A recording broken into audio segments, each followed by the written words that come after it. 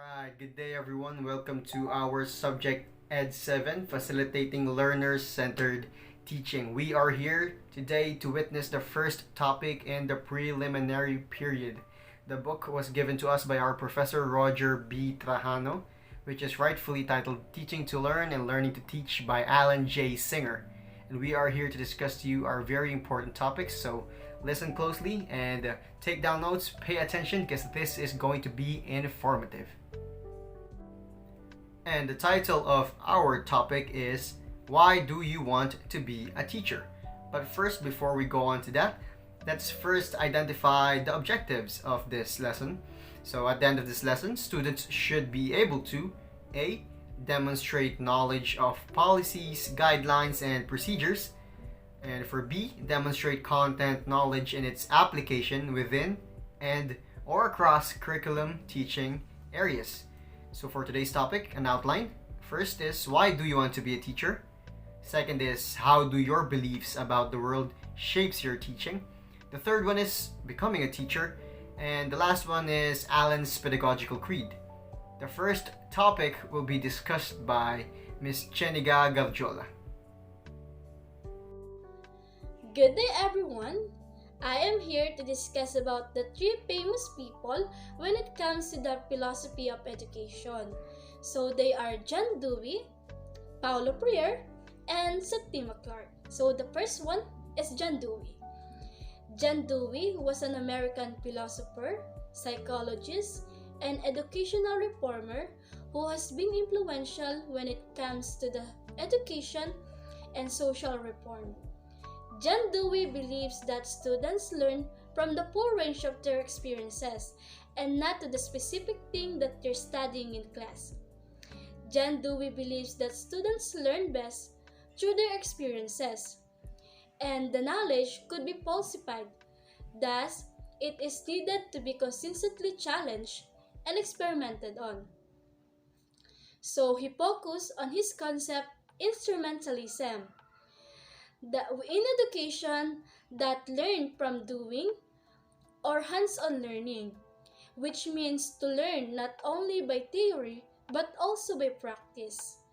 And also, according to John Dewey, the role of the teacher should be a facilitator and guide since they are the partner in learning process.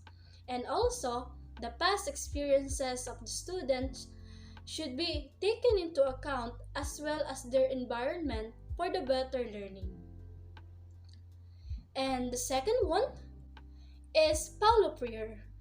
Paulo Freire was a philosopher and educator who is a leading advocate of critical pedagogy. His idea about the education developed in response to the military dictatorship, enormous social inequality, and the widespread of adult illiteracy. So for him, education is a continuous group discussion that enables the people to acquire the cognitive knowledge that can help and use to change the society. And for him, the teacher's role should be asking questions that can help the students to identify the problem of the community, and also to work with students to discover ideas and create a symbolism that explain their experiences and encouraging analysis to prior experiences and of society as the basis of new academic understanding and social action. And the last one is Septima Clark. Septima Clark was an educator and a civil rights worker to the United States. From her autobiography entitled Ready from Within, she said that she became an activist while working as a teacher to the South Carolina. So she explained that she sent a letter to black colleagues asking them to protest a state policy that barred city or state employees from belonging to the National Association for Advancement of Colored People. She thought that if whites are belong, the blacks should be belonged to. However, Although that she wrote more than 700 letters, only 26 teachers answered her. So she considered that one as one of her failures in life because she thought that she pushed them into something that they are not ready for. So that experience played a crucial role on shaping the Septima Clark approach on teaching, which is based on the idea that everyone should be ready from within. Because you always have to get people with you, but you cannot push them into something that they are not ready for. So after that, she established a program that teach the people to write and read and understand the local politics and get involved into the democratic process. That's all. You already know who is the three famous people when it comes to the philosophy of education. So today, we learned that our philosophies and beliefs in life are important because it leads to, among other aspects, exactly how you present yourself, your material, and how do you develop your students. So figuring out precisely what is your personal philosophy is helps you to understand what kind of a teacher you want to be. Because who you are as a person, what do you believe in, and what do you hold to be real plays a crucial role of what you will be like as a teacher someday. So just like every individual who has philosophy in life, every teacher has philosophy of education that helps to shape the way he or she looks at teaching. So their beliefs in life helps them to shape their ideas, habits, manners, and tastes in the teaching field.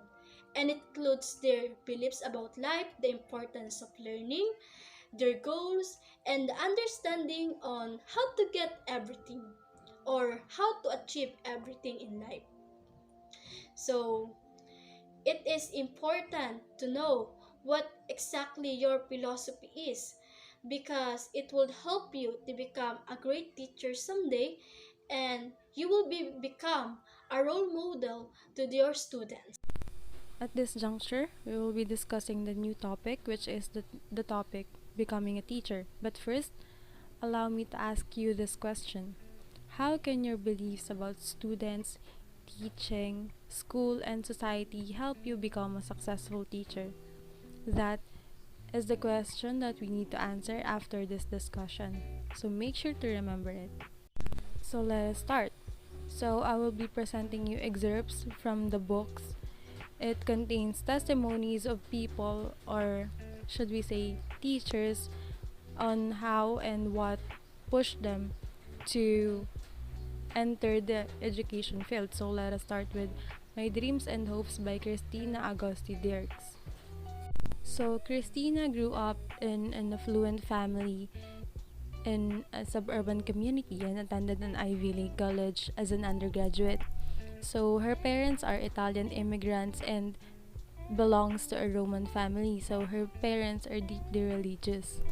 So during her early 20s, after a year in the secondary education program, Christina decided to take 2 weeks as an intern in urban high school.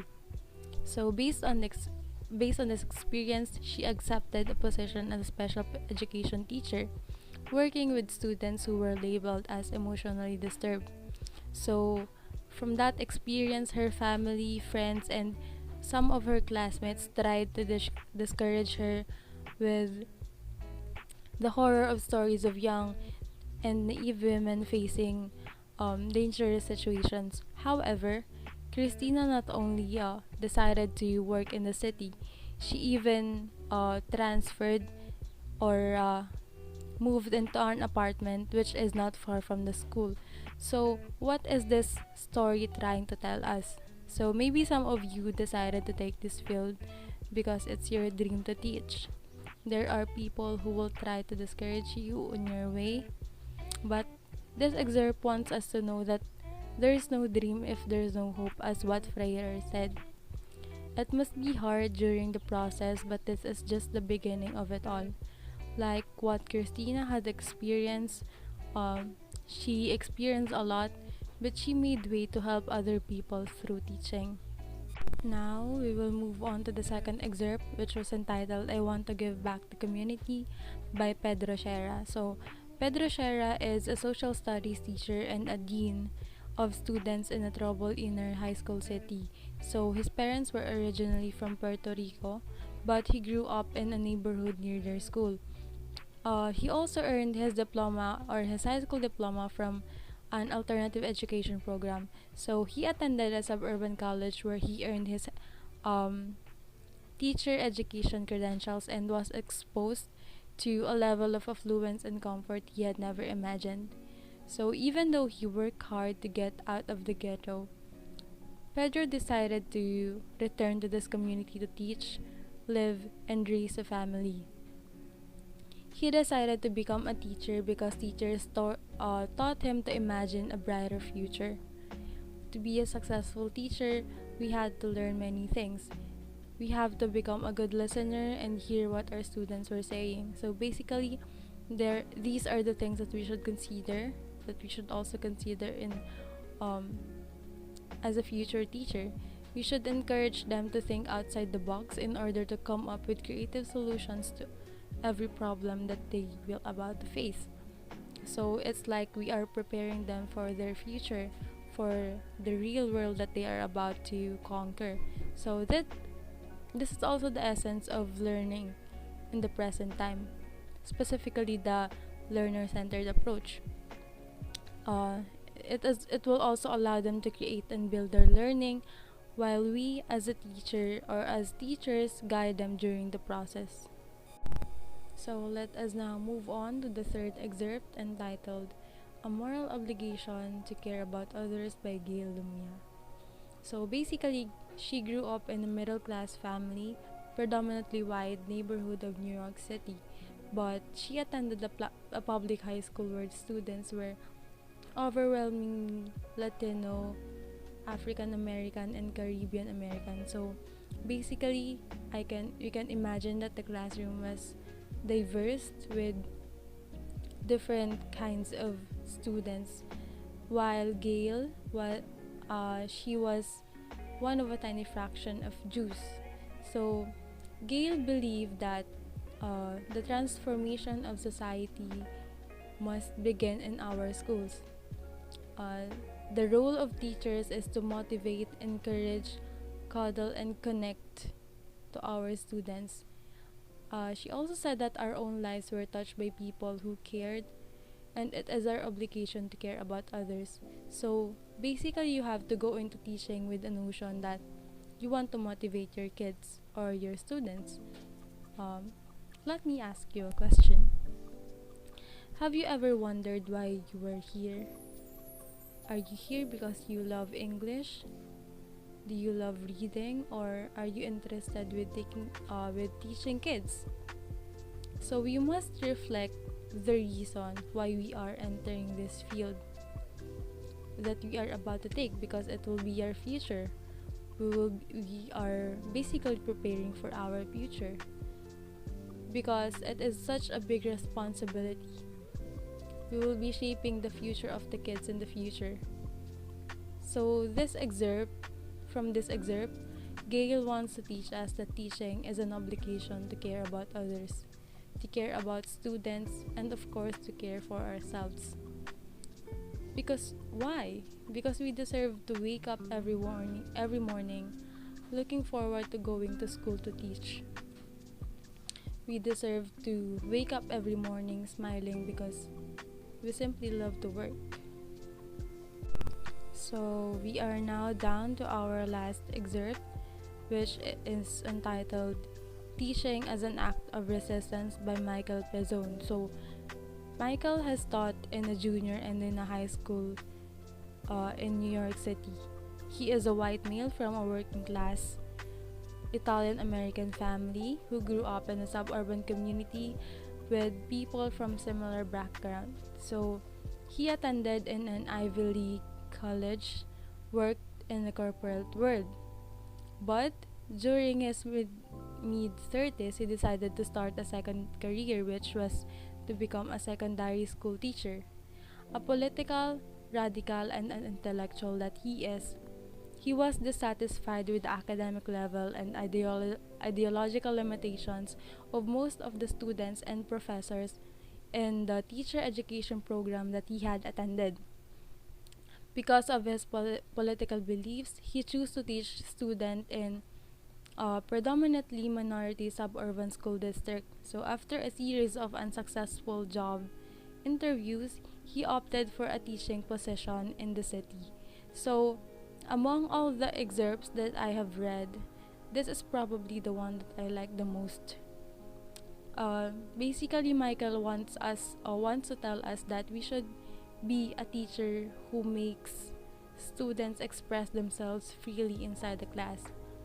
It's like making a safe space, giving them freedom to express themselves, whatever their stand and issue, something like that. That when we ask them about social issues, they must know how to make their stand and defend it. To don't be a teacher that pushes their beliefs to their students. We must always remember that the essence of a learner-centered classroom is to make the students learn by themselves. So I hope we create a space where children or students may laugh and learn, and we choose to keep the divine fire burning for the benefit of the mankind. Okay, thank you very much for that very wonderful explanation on the previous topic. Now let's move on to another one.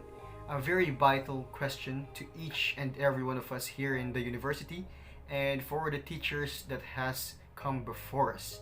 This is this question. Why do you want to be a teacher? Now, let's hear others' decision on why they want to be a teacher and their motivating factors. Okay? Let me read this. In the Hofstra University Secondary Education Program, we continually ask students, why do you want to be a teacher?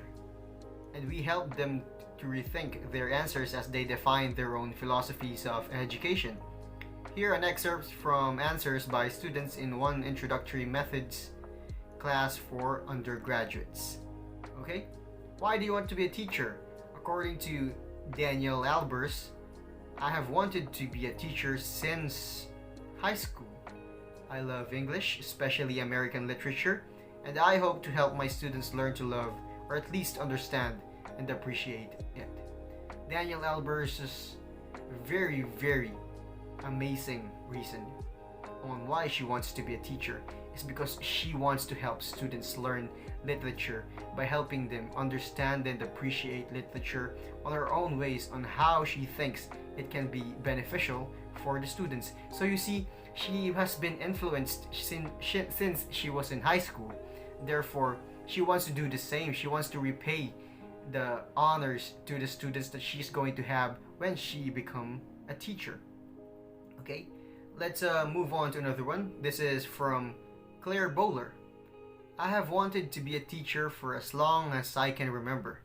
I had great elementary school teachers who helped me academically and also taught me how to break out of my shell and gain self-confidence. My goal is to make history fun, exciting, and meaningful.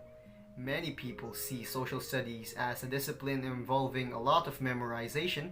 I think of it more like putting together a giant puzzle or trying to solve mysteries. Now, Claire Bowler's aspirations to be a teacher is how is she going to teach history as a very, very easy subject, as a very interesting subject. Because history is indeed boring if the teacher is boring. Therefore, Claire Bowler's motivation to become a teacher is to help her students understand how important, how easy, how fun, how exciting history is. So the first one is, according to Daniel Albers. Daniel Albers wants to be a teacher because of literature. She was inspired by literature and how is she going to teach it to her students.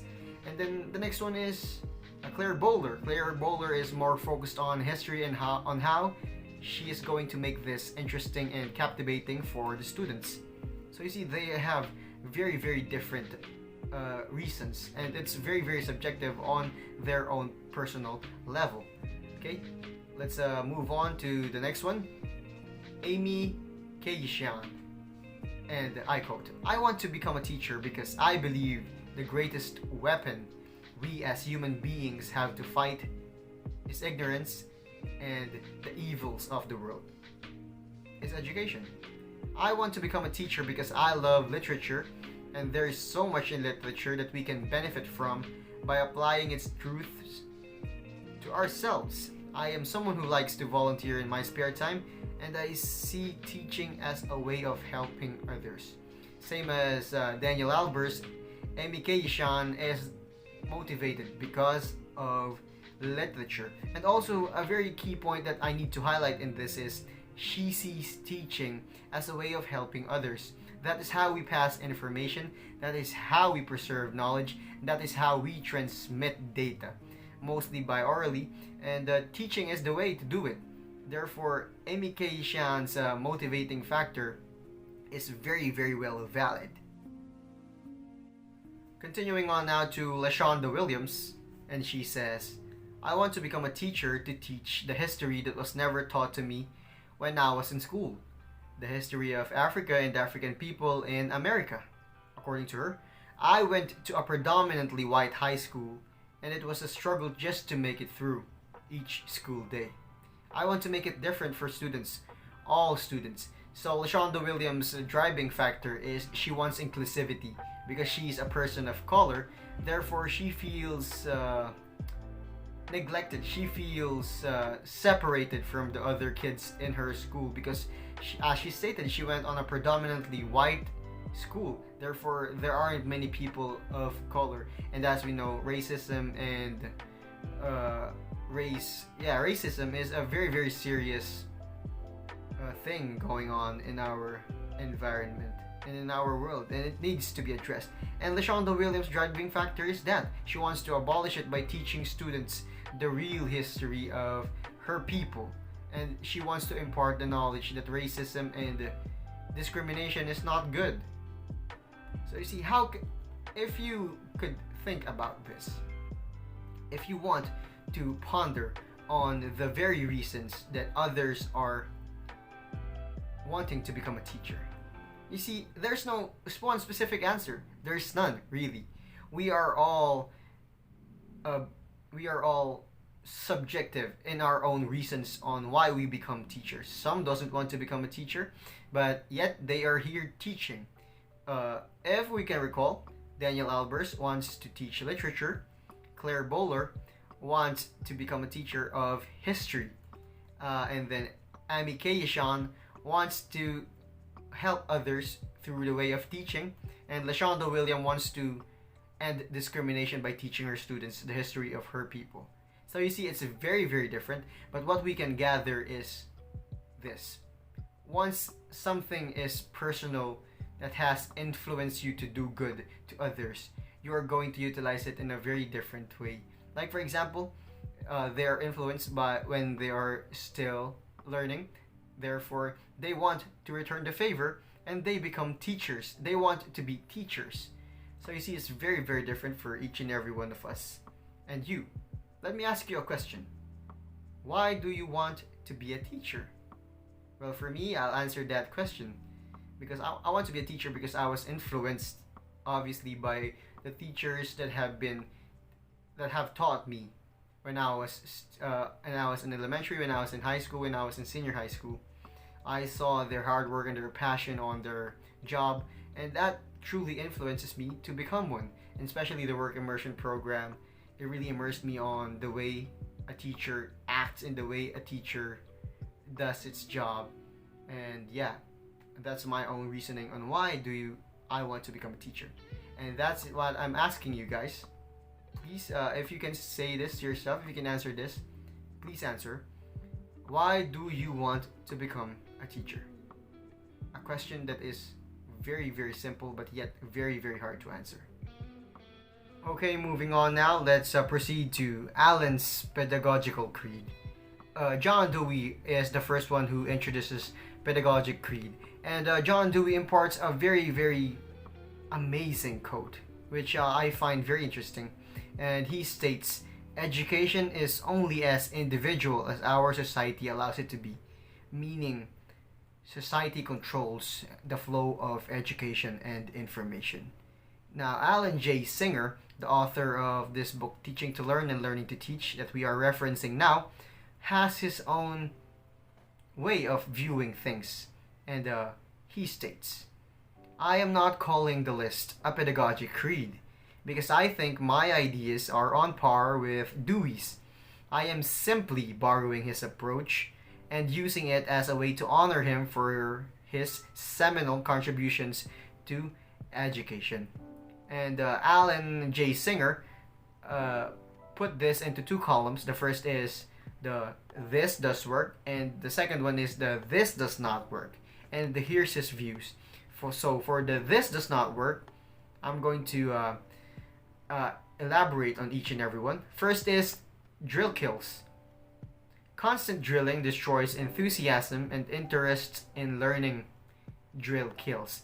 Of course, we are encouraging a learner-centered environment, a learner-centered area of teaching. Therefore, we want to stimulate the brains and the curious minds of the learners.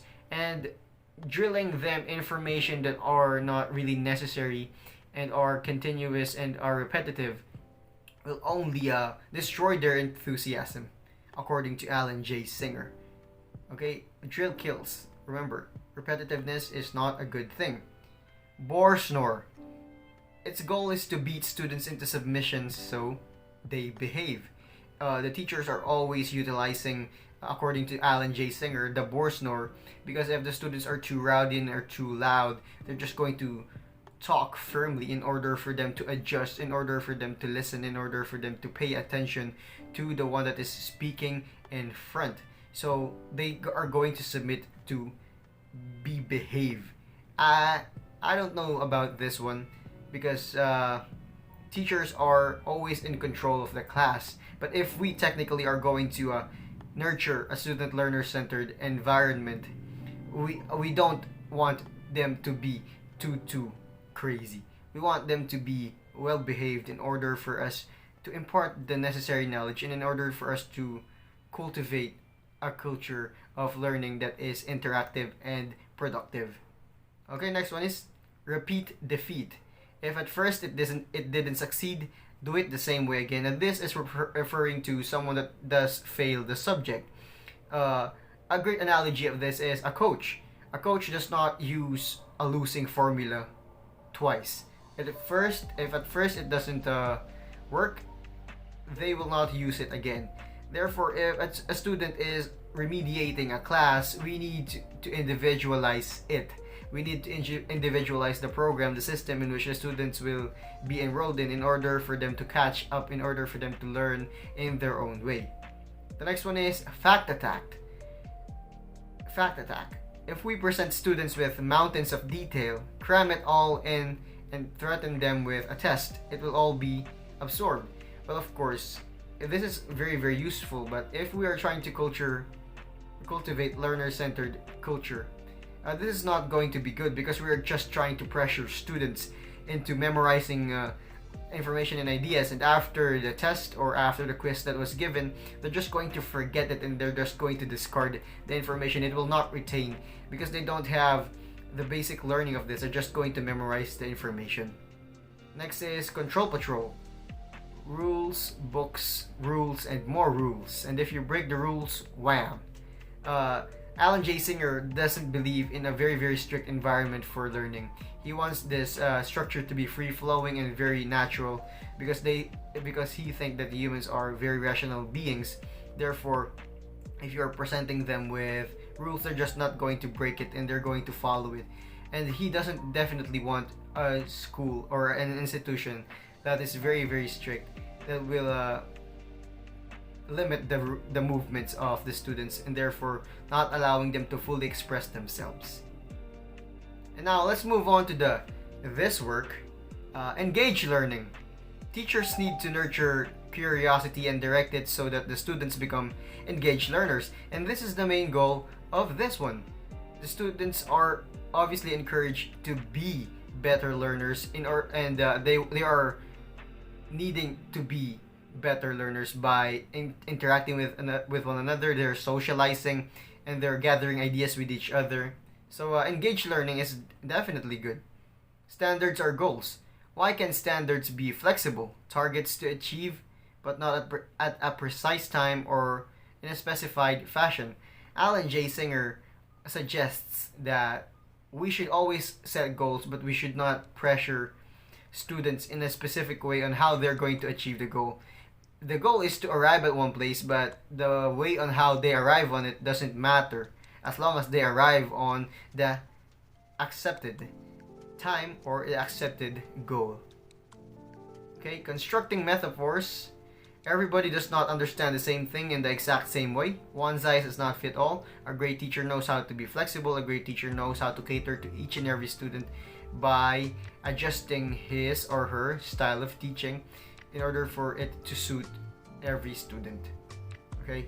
Reading and writing are like talking. Children learn to talk because they are surrounded by language. Yes, of course, if you're going to cultivate a culture that is always interacting with one another, you're going to definitely see progress in that aspect. Classroom community, a place where everyone learns and students care about and take responsibility for each other. They want the relationship of the students to be good because they nurture, again, a learner-centered environment. That is why we are taking this subject, because we want students to be like this, to interact with each other, to gather knowledge, to learn from each other, and to motivate each other to discover more, to be curious, and to be active learners. Now, some questions to ponder.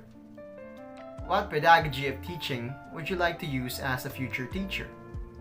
You can answer that in your notebooks, or you can answer that and pause this video.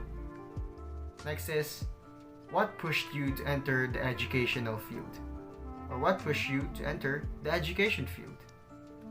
Next is, how would you create a learner-centered classroom in the future? Because you are going to be future teachers. Now, questions to ponder. Think about the questions that I have given and maybe try to come up with an answer that will best represent your interest. Are you still with me? I know this is a very lengthy presentation, but believe me, this will be beneficial for each and every one of us. Okay, now let's proceed to the next one. Responsibilities. What is a teacher? Let's witness what is a teacher. Go ahead, ma'am. So, what is teaching? So, we already know what is teaching all about, right? Because from our previous lessons, we already tackled about the different definitions and views about what is teaching all about. Some of them says teaching is a process of assisting other people to learn the things that you already know. And it says teaching is helping the learners to acquire new knowledge and skills. And also, teaching consists of telling, showing, and guiding the learners to perform the performance task and measuring the result. And whenever you have shown someone how to do something, that is already teaching, right? But teaching is not easy. And to become a teacher is not easy too, because there are lots of responsibilities to take care of. The first one is to master the subject. The teacher should have the mastery of the subject matter. To teach all the students, the teacher should master and understand the lesson deeply and flexibly to create a useful cognitive maps and relate the ideas to one another. And also, a teacher who had good knowledge about the subject matter can plan and teach the lesson by way of highlighting the main points of the subject, because it is necessary to separate the non-essential content to the subject, because it could lead to the misconception. So the next one is to show empathy. The teachers should have empathy, because by putting ourselves to the shoes of our students, we can better understand them as an individual and make our lesson more useful, engaging, and interesting for everyone who is involved in the lesson. And as a teacher, we must show to the students the how and why of every lesson because we have to tell them what to do and what to look at. And also, it is necessary to guide them until they learn and master the lesson. So, the third one is to set standard because setting standard set clear and measurable goal and it also guide the goal that the teacher must work toward. Also, setting standard also inform the teachers about what outcomes of the course should be because it helps them to focus and identify instruction to an essential knowledge and skills that the students should be learned from every grade level. So, the last one is to develop the Atmos skills as an instructor because the teacher should develop their Atmos skills as an instructor because it would help them to be a great teacher. And and aside from it's for our personal development, it also keep the classroom more engaged and interested in learning. So, teachers should present their work clearly, set standards, and keep the cheerful and sympathetic attitude toward the classroom. And also, without enthusiasm, nothing great is ever accomplished because the interested and enthusiastic instructor who knows the subject will generally have the students who is interested and engaged in purposeful activity. And now, let us move on to the nuts and bolts of teaching. So, let us first discuss the responsibilities of a teacher. So, basically, we have four. First is the teacher's in-depth or content knowledge. Teachers must look at the course from the learner's point of view. Third is that teachers must know what results to expect as a standard performance of the job. Fourth is that teachers should develop to the utmost their skills as instructors. So let's have first the first one, the first responsibilities of a teacher. Teachers in-depth content knowledge. So Schulman in 1986, 1987, and 1992 created a model of pedagogical reasoning which comprises a cycle of several activities that a teacher should complete for a good teaching. The comprehension, transformation, instruction, evaluation, reflection, and new comprehension. So let us discuss why is it important for teachers to have an in-depth knowledge about the content of their lessons. So to teach all students accordingly to today's standards, teachers need to understand subject matter deeply and flexibly so they can help students create useful cognitive maps, relate one idea to another, and address misconceptions. So teachers need to see how ideas connect across fields to everyday life. And this kind of understanding provides a foundation for pedagogical content knowledge that enables teachers to make ideas accessible to others. I'm sure we have already discussed this during our TTL1. So I know that you already have an idea with the pedagogical content knowledge. So let's proceed. So Schulman in 1986 introduced the phrase pedagogical content knowledge and sparked a whole new wave of scholarly articles on teachers' knowledge of their subject matter and also the importance of knowledge for successful teaching. So, in this theoretical framework, teachers need to master two types of knowledge. First is the content, also known as deep knowledge of the subject itself. And second is the knowledge of the circular development. So, circular knowledge content knowledge encompasses what Brunner called the structure of knowledge. So these are the theories, principles, and concepts of a particular discipline. So it is especially important is content knowledge that deals with the teaching process. It also includes the most useful forms of representing and communicating content, and also how students best learn the specific concepts and topics of a subject. So, if beginning teachers are to be successful, they must wrestle simultaneously with issues of pedagogical content or knowledge as well as general pedagogy. So, uh, this model that Schulman created, the model of pedagogical reasoning, which comprises of 6 several activities that a teacher should complete for good teaching, just like what is mentioned in our slides. We have the comprehension, transformation, instruction, evaluation, reflection, and new comprehension. So let us start with the first one, which is the comprehension. So comprehension is to teach is to first understand purposes, subject matter structures, and ideas within and outside the discipline. So teachers need to understand what they teach, and when possible, to understand it in several ways. So comprehension of purpose is very important. We engage in teaching to achieve the following educational purposes: to help students gain literacy, to enable students to use and enjoy their learning experiences, to enhance students' responsibility to become caring to other people, to teach students to believe and respect others, to contribute to the well-being of their community, to give students the opportunity to learn on how to inquire and discover new information, and the likes.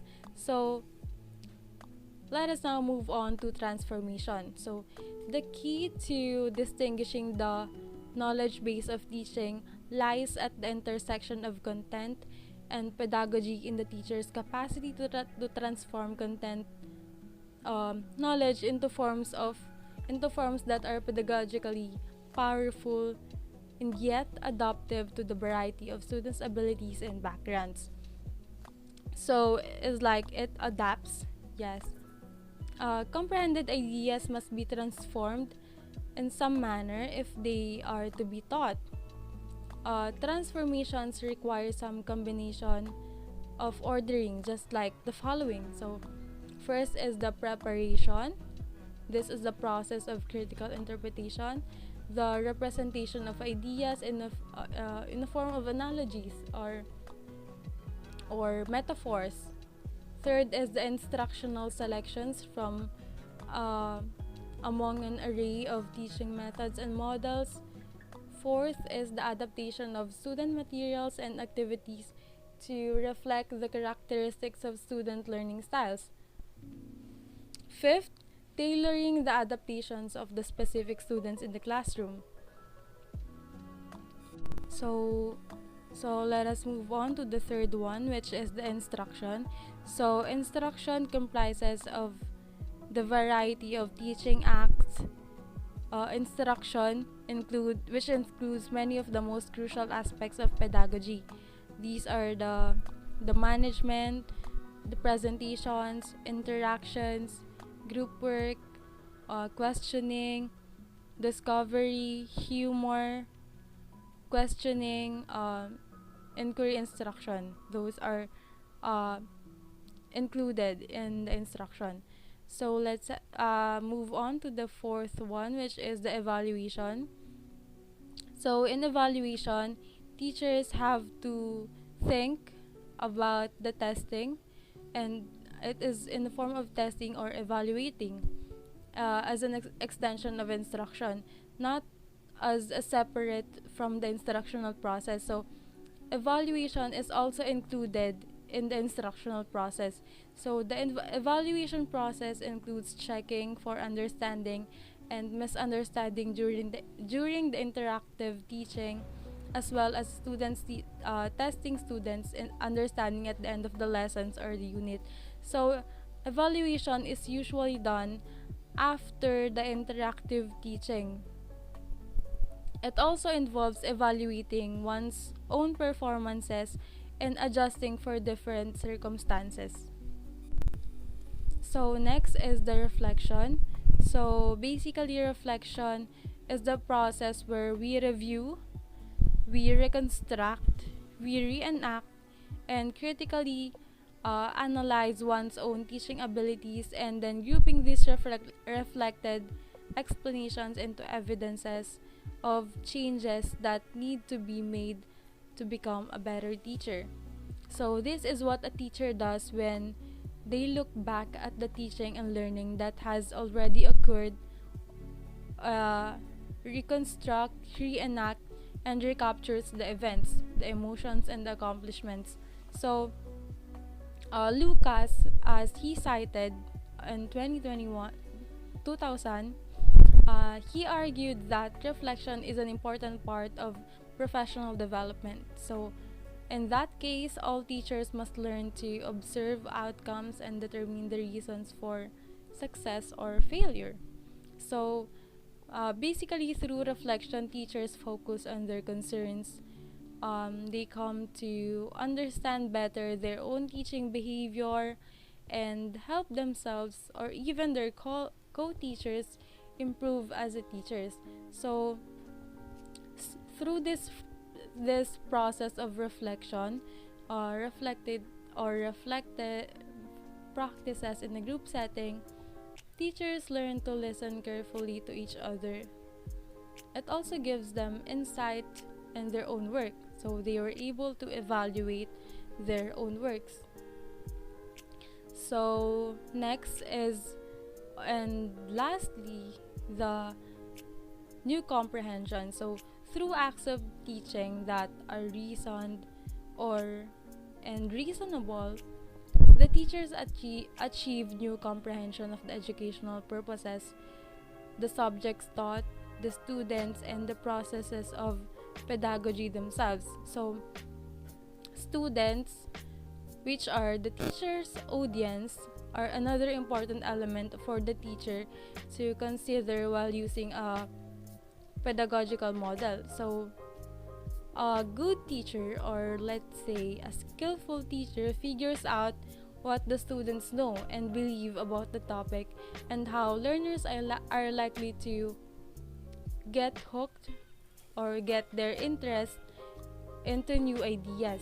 So, teaching in ways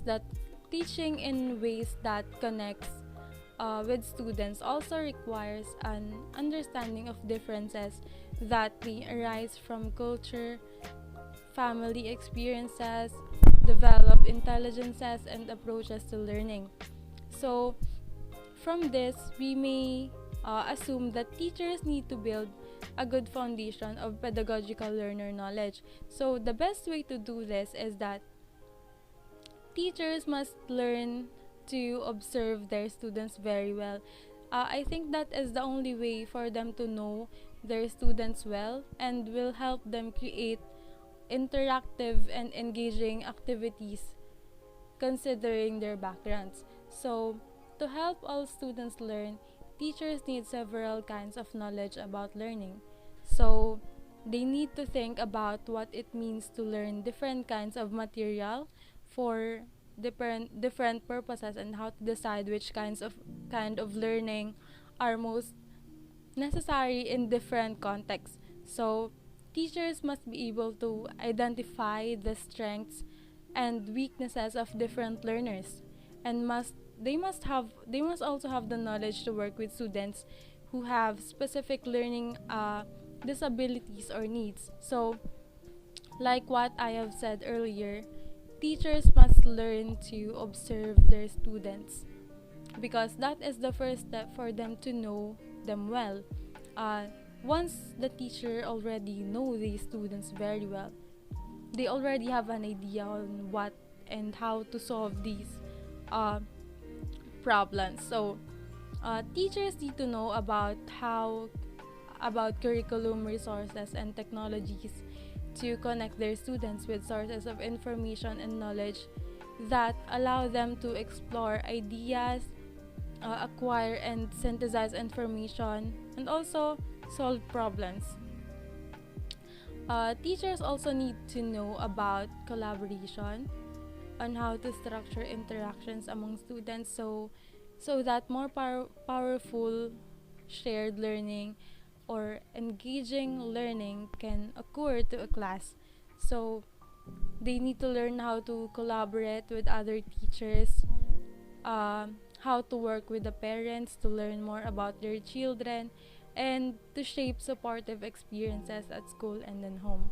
So basically, teacher need to connect with the families of their students, with the community as well, and also with their colleagues.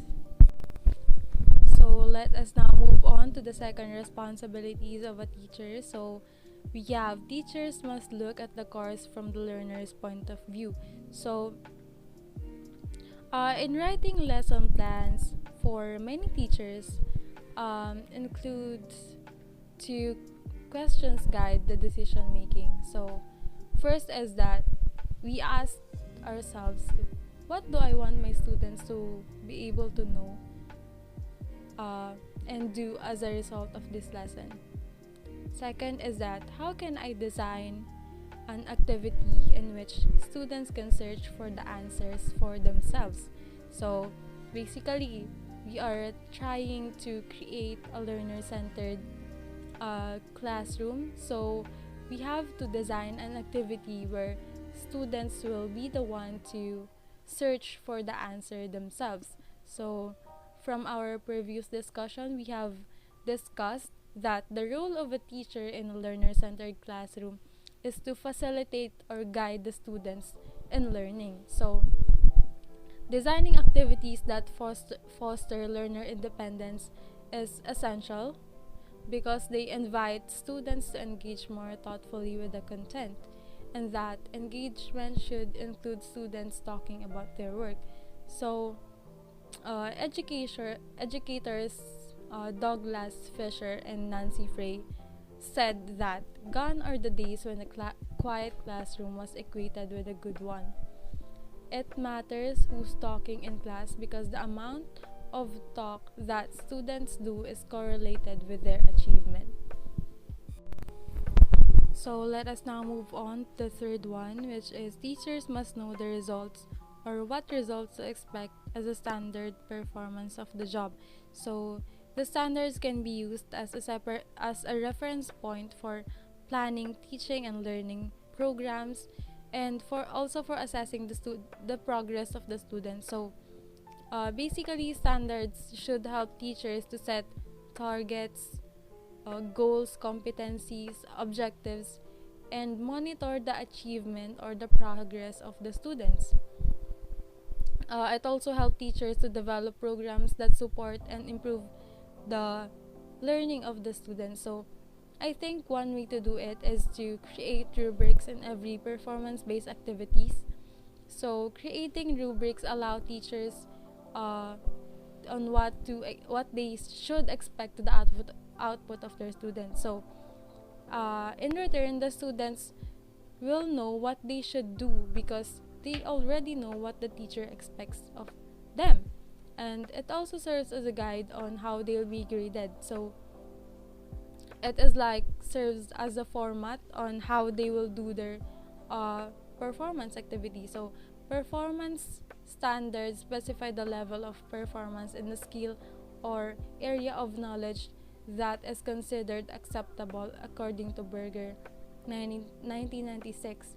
So these measurable expectations for performances, sometimes themed as or termed as benchmarks, which are aligned with both curriculum and content standards in each subject area. So it demonstrates the achievement, acquisition, and application of the knowledge or skill that is required by the content standard. So it comprises performance standards that equates the learning competencies. Lastly, the last mentioned here is that teachers should develop to the utmost their skill as instructors. So, uh, of course, learner-centered teachers must commit wholeheartedly to being learners themselves. So, it is like a never-ending learning for themselves, for teachers. So, what does it mean? It means setting personal and professional goals and seeking out opportunities to build knowledge and skills. Teachers are ultimately responsible for classroom management. However, students play an important role as well.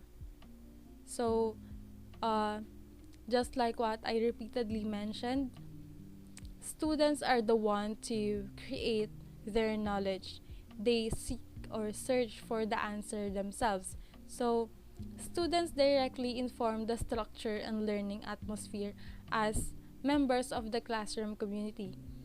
Together with their teachers, they create a culture of learning, accountability, and inclusivity. And now let us proceed to the professional traits of a teacher. So, first we have the mastery of the subject. So, helping students learn the subject matter involves more than the delivery of facts and information. So, it's more than that. Uh, the goal of teaching is to guide students in developing their learnings, their intellectual resources, for them to be able to participate in not merely know about, but the major domains of human thought and inquiry. It's like uh, basically preparing them for uh, the real world by giving them or by letting them experience uh, situations on hand. So it includes the past and its relation to the present, the natural world, the ideas, beliefs, and values of our own and also the people.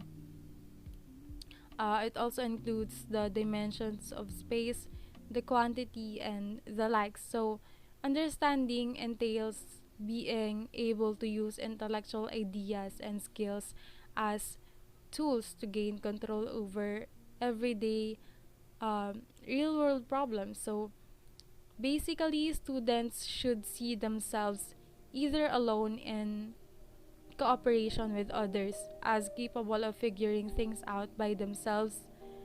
Uh, it may be in the use of math to define reasons or solving a problem, of tracking down origins of current social policy, to interpret a poem or a story or a novel, a song, or even understanding how physical forces operates, or even uh, recreating in writing or feeling.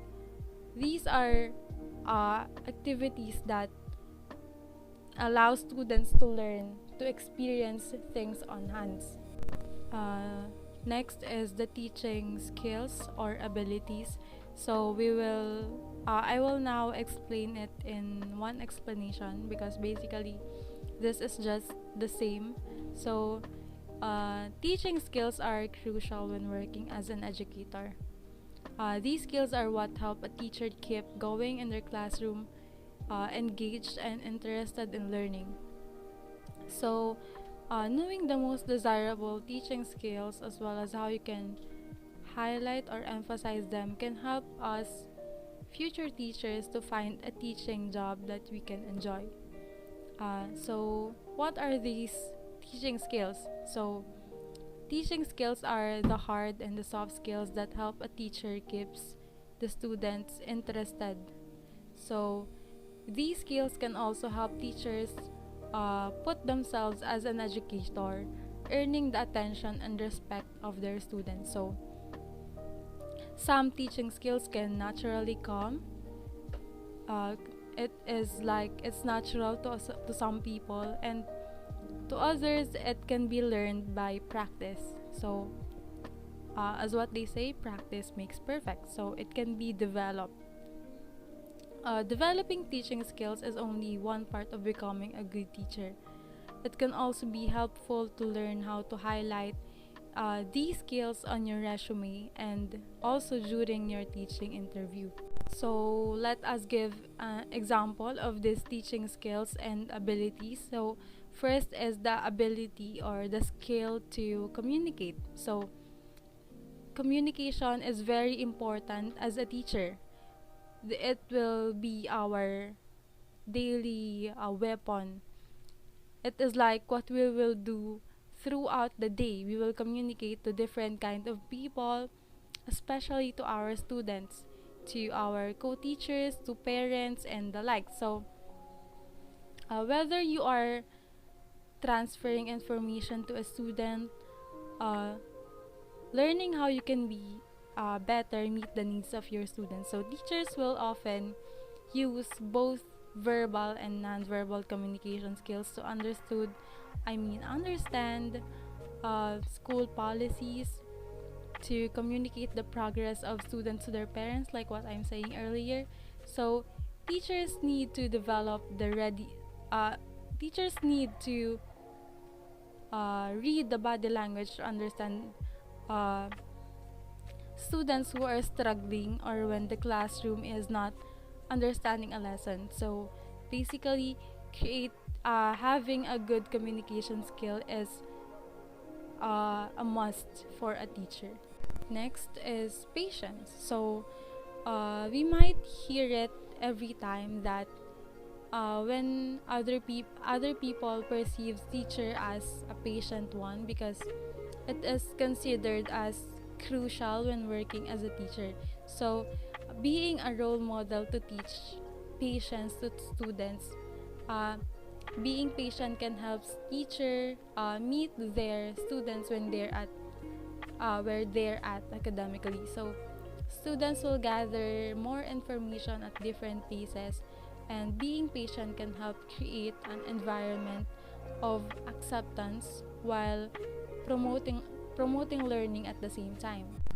Next is technical. So in 21st century, we will be facing 21st century learners where they are very exposed to technology.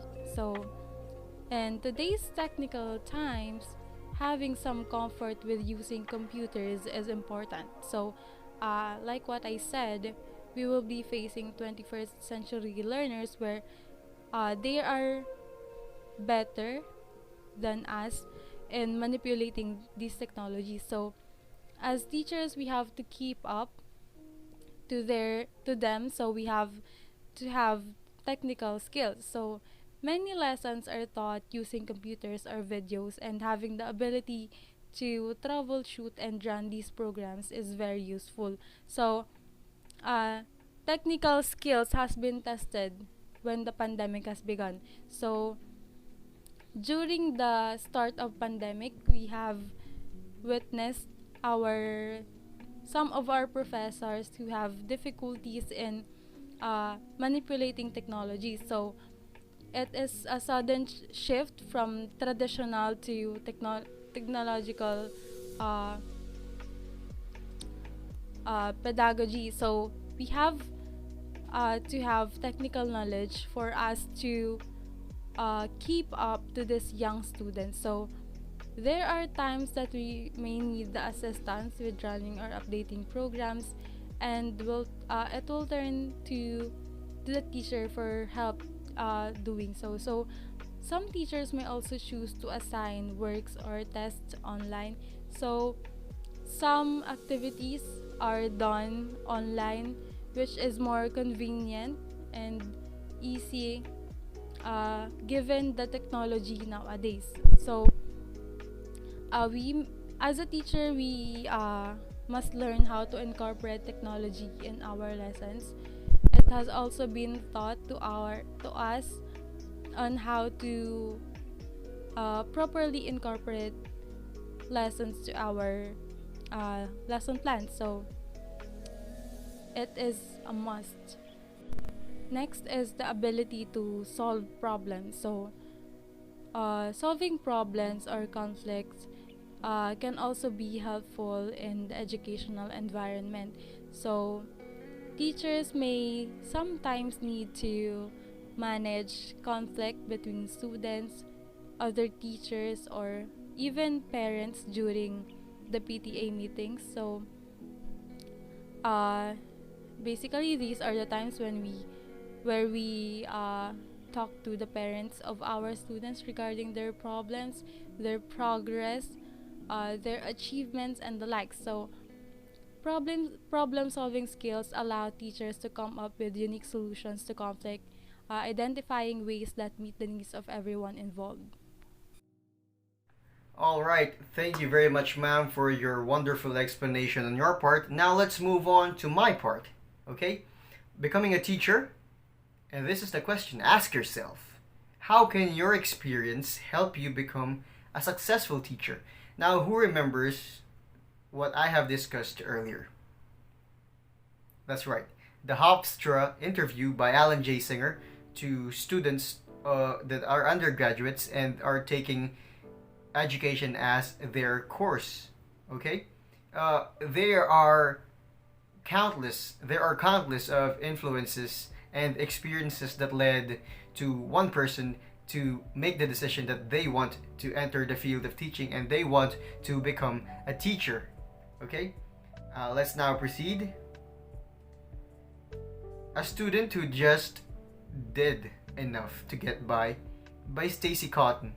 And a couple of notable parts of this is in high school, I was the kind of student who did just enough to get by. It may seem funny, but that helps me now as a teacher. Moving on, for me, the key to successful teaching is making a personal connection with every student. Okay, Stacy Cotton's experience when she was in high school is very, very different, but it is beneficial for her teaching now because she feels how the students are feeling. The students that are just doing enough to get by, she knows how it feels. Therefore, she knows how to communicate with the students. She knows how to catch the attention of those students. And that's why she stated that for her, the key to a successful teaching is making a personal connection because she can personally feel the students that are doing just enough to get by. She wants to target those students and make them do more and make them a much more better student. Stacy Cotton is a student who just did enough to get by, and she knows how to feel for the students that are like that now. Okay? Now, next one is I Was Once in Their Shoes by Susan Soitiriadis. Susan Soitiriadis knows what the students felt. And I believe that each and every one of us knows that. And as a student and as a future teacher, we can understand each and every one of their struggles because we are once at their shoes and maybe we are still at the shoes of being a student because we're still continuing education. And a very great part of this is I always remember that I was once in their shoes. I contemplated dropping out of high school many times, but luckily I had teachers who went beyond their call of duty. So best believe that Susan Soitiriadis is a teacher that does not let students drop out immediately. She encourages students to push on, to be better. Because she was once in their shoes. And I know each and every one of us have and has their own struggles. Therefore, if we are going to be a teacher, we can implement that and we can understand and sympathize to the students that are currently dealing with a form of struggle. Okay? Moving on now to I Hated Teachers Who Were Controlling by Jennifer Bambino. And without even reading the passage, you can definitely feel that she is not that kind of teacher that is controlling now as she is a teacher. Okay? You have to be able to reach them first so they can really learn what you expect them to. You know, you can have all the knowledge, but if you don't have the connection with the students, they're not just going to listen, they're not going to ingest all the knowledge. You cannot order them to learn, but you can motivate them to seek success. Of course, if you're just going to throw all the information to the students. They may not catch it, they may not accept it, they may not use it, they may not utilize it. But if you can encourage students to be the better version of themselves, you are going to be a successful teacher, because you are going to end up leaving students wanting more, loving the process of education, and being a better student than they are before. Okay? So if you're going to look at this, our personal experience really helps and really shapes what we as a future teacher is going to be. Of course, if you are really against teachers that are strict, of course you're going to say to yourself, when I'm a teacher, I'm not going to be like that. When I'm going to be a teacher to the students, I'm going to motivate my students. So therefore, personal experience really is embedded in ourselves, that is going to show, and that is going to be portrayed when we are teaching. Okay, some questions to ponder again. The first one is, how can your experience help you become a successful teacher? I have touched on this already, so therefore you are already having an idea, and I hope you already have an idea. The next one is, based on the professional traits of teaching, what do you think is the trait that you already have? Explain your answer. Okay? Then the third one is, in your opinion, what is the key to a successful teaching? And that is going to be the conclusion for our presentation this day. But before we go, I would like to impart a very meaningful message from Beth Pandolfo. Like adults, students feel valued and respected when an experience challenges them, reflects their interest, and allows their voices to be heard. And when they are the authors of their own stories, they attend to each moment because they are deeply about the rising action, the falling action, and the resolution. The triumphs and the lessons are their own. Beth Pandolfo. Ladies and gentlemen, we are trying to nurture a culture that is learner-centered, because we believe that this will change the future. Again, in behalf of my colleagues, this is the end of our presentation. Thank you very much.